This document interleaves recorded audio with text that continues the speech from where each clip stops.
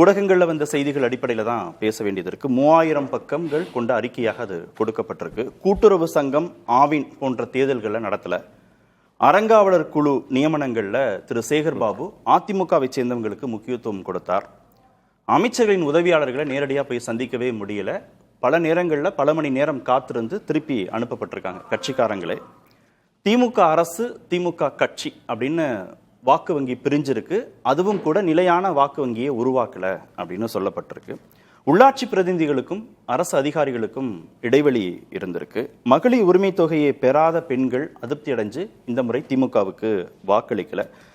திரு விஜய்க்கு செல்வாக்கு இருக்கு அப்படின்னு மாவட்ட தலைமையிடம் சொல்லியும் கூட அவர்கள் கட்சி தலைமையிட்ட அதை கொண்டு போய் சேர்த்ததாக தெரியல. அப்புறம் கட்சியில் உள்ள இளைஞர்களை சரியாக அவங்க பயன்படுத்தலை. மூத்த நிர்வாகிகளை தேர்தல் பணிகளுக்கு அவங்க பயன்படுத்தலை. அரசு சார்ந்த நியமன பதவிகளில் கட்சிக்காரங்களுக்கு முக்கியத்துவம் கொடுக்கல. இதெல்லாம் ஊடகங்கள் வந்த செய்திகள் அடிப்படையில் நம்ம பேசுகிறோம். என்ன சந்தேகம்னா, ஒரு புதிய கட்சி, தாவேகா மாதிரியான ஒரு புதிய கட்சி இந்த மாதிரியான விமர்சனங்களுக்கு உள்ளாயிருக்கு. ஒரு தேர்தலுக்கு பிறகு, 5 ஆண்டுகளுக்கு பிறகு, 2 ஆண்டுகளுக்கு பிறகு அப்படின்னா ஒரு கலாய்வு அப்படிங்கிறது தேவைப்படும் அந்த கட்சிக்கு. திமுக 75 ஆண்டுகள் நிறைவு செய்த கட்சி. பவள விழாவை கொண்டாடி விட்டார்கள். பல ஆண்டுகள் அவங்க ஆட்சி பொறுப்பில் இருந்திருக்காங்க. இந்த கலாய்வில் இந்த மாதிரியான குற்றச்சாட்டுகள் ரொம்ப எளிதாக களைய வேண்டிய குற்றச்சாட்டுகளாக இருக்கு. இதை செய்யாததுனாலே அந்த கட்சி தோத்து போச்சு. இதெல்லாம் ஒரு சில காரணங்கள் தான், அவங்க சொல்லியிருக்கிறது தான். மெயினாக நீங்கள் பார்த்தீங்கன்னா, விஜய் அவர்களை எப்படி கையாள்றது அப்படிங்கிற அந்த ஸ்ட்ராட்டஜியில் வந்து உள்ளுக்குள்ள ஒரு ஸ்ட்ராட்டஜி, வெளியில் ஒரு ஸ்ட்ராட்டஜி. உள்ள அவங்களுக்கு தெரியுது அவங்களோட இன்டர்னல். உள்ள வெளியான இல்லை, உள்ள வந்து உள்ளுக்குள்ள கட்சிக்குள்ள ப்ளஸ் ஸ்ட்ராட்டஜி டீம்ஸ். ஏன்னா ஸ்ட்ராட்டஜி டீம்ஸ் தான் அது, ஒரு டீம் இல்லை, 4 டீம் வச்சுருந்தாங்க. 4 வெவ்வேறு டீம் வச்சு ஆளாளுக்கு ஒவ்வொரு விஷயங்களை சொல்லும் பொழுது உள்ள அவங்களுக்கு வர்ற இன்புட்ஸ் எல்லாமே வந்து விஜய் அவர்களுக்கு வந்து ஒரு பெரிய கிரவுண்ட் ஸ்வெல் இருக்குது அப்படிங்கிறத அவங்க இன்டர்னல் மீட்டிங்ஸில் ரெகக்னைஸ் பண்ணுறாங்க. ஆனால் வெளியில் பார்த்தீங்கன்னா, முன்னாள் முதலமைச்சர் திரு மு.க. ஸ்டாலின் அவர்களோ இல்லை இன்றைக்கு எதிர்க்கட்சி தலைவர் திரு உதயநிதி ஸ்டாலின் அவர்களோ பெருமளவில் திமுகவினுடைய முதல் கட்ட 2ஆம் கட்ட தலைவர்கள் வந்து விஜய் அவர்களுடைய பெயரை உச்சரிக்கவே இல்லை. அப்போது கீழே இருக்கிற கேடருக்கு யார் எதிரின்னே தெரியல. அவங்க எல்லாம் டிமாரலைஸ் ஆகிட்டாங்க. அவங்களுக்கு வந்து தெரியுது இங்கே ஒரு கிரவுண்ட் ஸ்வெல் இருக்குன்னு மாவட்ட தலைமைக்கு சொல்கிறாங்க. முடிகிறவங்க வந்து, ஏன்னா திமுக மாதிரி ஒரு கட்சியில் வந்து நீங்கள் யார் வேணாலும் அறிவாலயத்துக்கு வந்து ஒரு சில தகவல்களை சொல்லிட்டு போகலாம். ஸோ முக்கியமானவங்க கிட்ட சொல்லிட்டு போயிருப்பாங்க. ஸோ அந்த தகவல்கள்லாம் கூட சொன்ன பிறகு கூட நீங்கள் வெளியில் ரிஃப்ளெக்ட் பண்ண மாட்டேங்கிறீங்க. ஸோ உள்ளே வந்து அவங்களுக்கு தெரியுது விஜய் அவர்கள் மிகப்பெரிய ஒரு கிரவுண்ட் ஸ்வெல் இருக்குது. அதுக்கு என்னென்ன பண்ணமோ உள்ளுக்குள்ளே அவங்க அந்த ஸ்டெப்ஸை எடுக்கிறாங்க. ஆனால் வெளியில் பயம் இல்லாத மாதிரியே காட்டிக்கிறாங்க. இதில் கட்சியில் இருக்கக்கூடிய முக்கிய தலைவர்களே இப்போ அதை சொல்கிறாங்க. பலமில்லாதவர்களை வந்து நாம் எதிர்த்துட்டோம், பலமானவர்களை நாம் எதிர்க்கலை அப்படிங்கிறது. இப்போ சிக்கல் அங்கே தான் இருக்கு. அதில் எனக்கு ஒரு சந்தேகம், அதை தெளிவுபடுத்துங்க. திரு விஜய்க்கு செல்வாக்கு நாளுக்கு நாள் கூடிட்டு இருக்கு அப்படிங்கிறத தெரிந்து சொல்லாமல் இருக்காங்களா? கட்சிக்குள்ள பரிமாறாமல் இருக்காங்களா?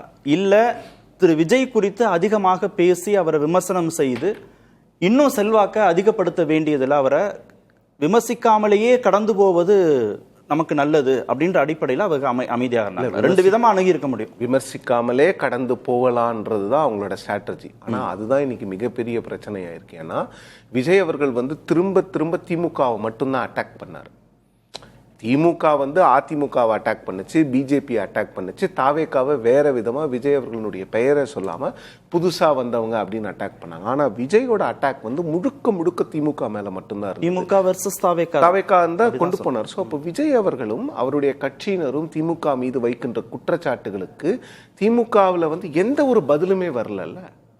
இல்லை, அதுதான் சார். இப்போ புதிய கட்சி 2 ஆண்டுகள் அவங்க என்னன்னா அவங்க திமுகவை எதிர்க்கிறதன் மூலமாக தன்னை அவங்களுக்கு நிகரா பொசிஷன் பண்ணலாம்னு ஒரு ஆசை இருக்கும், விருப்பம் இருக்கும். ஆனா திமுக தாவேக்கா அளவுக்கு இறங்கி வந்து தானே விமர்சனம் வைக்கணும். அதை தவிர்க்கலாம் அப்படின்னு யோசிச்சதுல ஏதாவது தவிர்க்கலாம்னு யோசிச்சது தவறா தப்பாங்கிறது, தவறா சரியாங்கிறது இல்ல. உங்களுடைய ரிப்போர்ட்ஸும் சொல்லுது அவருக்கு வந்து கிரவுண்ட் ஸ்வெல்லு, அவர் தான் நிறைய இடங்கள்ல நமக்கு சேலஞ்சரா இருக்காரு அப்படின்னும் போது நீங்க ஒரு முடிவெடுத்து அவர் சொல்லுகின்ற குற்றச்சாட்டுகளுக்காக நீங்க பதில் சொல்ல. ஒரு பேச்சுக்காக கேட்கிறேன், ரொம்ப கடுமையா தாவேகா திமுகன்னு அவங்களும் பொசிஷன் பண்றாங்கன்னு வச்சுக்கோங்களேன், திமுகவும் கவுண்டர் அட்டாக்கா தாவேகா வர்சஸ் திமுகனை பொசிஷன் பண்ணுதுன்னா 100 இடங்கள் வாங்கினவர் இன்னும் அதிகமான இடங்களை பெற்றுவதற்கு அதுக்கு அவங்களே வழி ஏற்படுத்தி கொடுத்த மாதிரி ஆயிருக்காதா? இல்ல, அப்படியும் ஆயிருக்கலாம். அப்படி இல்லைன்னா ஓரளவுக்கு வந்து இவங்க வந்து அவர் தான், விஜய் அவர்கள் தான் தங்களுடைய எதிரின்னு சொல்லியிருந்தா உள்ள கீழே கேடர்ஸ் வந்து ஓரளவுக்கு நியூட்ரலைஸும் ஒரு சில இடங்கள்ல மட்டுப்படுத்தவும் செஞ்சிருக்கலாம், பண்ணிருக்கலாம், நிச்சயமா பண்ணிருக்கலாம். அந்த கிளாரிட்டி இல்லை. இன்னொன்னு, அந்த ஏற்கனவே எல்லா மீடியா ரிப்போர்ட்ஸும் சொல்ற ஒரு இடம் என்னன்னு பாத்தீங்கன்னா மல்டிபிள் ஸ்ட்ராட்டஜி ஏஜென்சிஸ். ஏன்னா திமுக போன்ற ஒரு கட்சிக்கு, நீங்க சொன்ன மாதிரி 75 ஆண்டு கால கட்சிக்கு கலைஞர் கருணாநிதி அவர்கள் இருந்த வரைக்கும் ஸ்ட்ராட்டஜி டீம் எல்லாம் தேவையே படலை. அவருக்குன்னு ஒரு பொலிட்டிக்கல் இன்டெலிஜென்ஸ் இருந்துச்சு, அவருக்குன்னு கீழே இருந்து ஒரு இன்டெலிஜென்ஸ் வரும். அந்த இன்டெலிஜென்ஸை வச்சுதான் அவர் வந்து ஸ்ட்ராட்டஜி எல்லாமே பண்ணுவார். அவர் பெருசா ஸ்ட்ராட்டஜி எல்லாம் யாரையும் கேட்டது இல்லை. அப்ப இந்தியா முழுவதும் பல்வேறு மாநிலங்களிலோ மற்ற கட்சிகளும் ஸ்ட்ராட்டஜி டீம் வச்சுக்கல, அதனால லெவல் பிளேயிங் ஃபீல்டா இருந்தது. திமுகவும் வச்சுக்கல, மற்ற கட்சிகள் வச்சாச்சு, தேசிய கட்சிகள் வச்சுட்டாங்க, மாநில கட்சிகள் வச்சுக்கிட்டாங்க. நீங்க ஸ்ட்ராட்டஜி டீம்ஸ் அப்படிங்கிறது வந்து 2004 காங்கிரஸ் வச்சிருக்காங்க. இன்னைக்கு தாவேகாவுக்கு வேலை செய்த திரு ஜான் ஆரோக்கியசாமி அவர்கள் தான் அப்போ 2004 காங்கிரஸுக்கும் ஒர்க் பண்ணியிருக்காரு. 2013 சித்தராமையா அவர்கள் ஸ்ட்ராட்டஜி டீம் வச்சிருந்தாரு. நிதிஷ்குமார் 2010 வச்சிருந்தாரு. இதெல்லாம் பெருசா யாருக்கும் தெரியாது. ஆனா அந்த 2 ஆளுமைகளும் தமிழ்நாட்டில் வந்து அவங்க ஸ்ட்ராட்டஜி டீம் பக்கமே போல. ஜெயலலிதா அவர்களுக்கு மேக்சிமம் ஸ்ட்ராட்டஜி அட்வைஸ் வேணும்னா சசிகலா அவர்கள், கருணாநிதி அவர்களுக்கு வந்து ஸ்ட்ராட்டஜி அட்வைஸ் வேணும்னா கே அன்பழகனும் திரு ஆற்காடு வீராசாமியும் மட்டும்தான். அப்ப என்னன்னா அவங்களுக்கு வந்து கீழே இருந்து இன்புட்ஸ் வந்தது. ஸோ ஸ்ட்ராட்டஜி டீம்ஸ் அதிகமா நம்ப என்ன ஆகுதுன்னா நீங்க கட்சிக்காரங்களை கைவிட்டுட்டீங்க. இடைவெளி இருந்துச்சு கட்சிக்கும் ஸ்ட்ராட்டஜி டீமுக்கும். என்னன்னா உங்களுக்கு கட்சியில இருந்து தலைமையில இருந்து வரக்கூடிய அந்த தகவல்கள், அந்த ஒரு இன்ஸ்ட்ரக்ஷன்ஸ் இருக்குல்ல, அது எல்லாமே ஸ்ட்ராட்டஜி டீம் மூலமா மட்டும்தான் வருது, உங்களுக்கு கட்சியில இருந்து வரமாட்டேங்குது.